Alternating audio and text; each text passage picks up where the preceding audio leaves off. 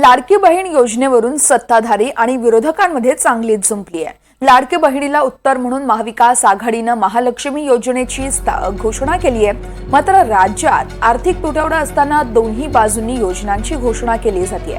यावर एनडीटीव्ही मराठीच्या मुलाखतीतून शरद पवार यांनी काय मतं मांडली आहेत पाहूया.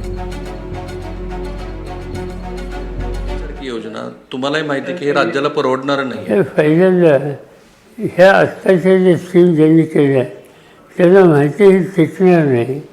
ही स्कीम त्यांची एका ठराविक काळाच्यासाठीच आहे.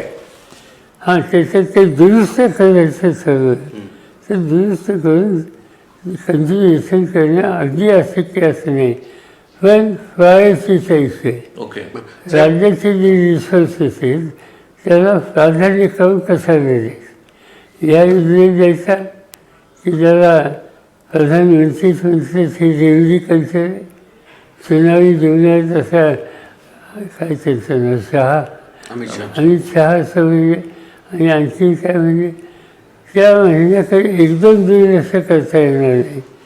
आणि उद्याच्याला याच्यात सुधारणा करून आणखी काय करायची भूमिका आमच्या लोकांनी मांडली.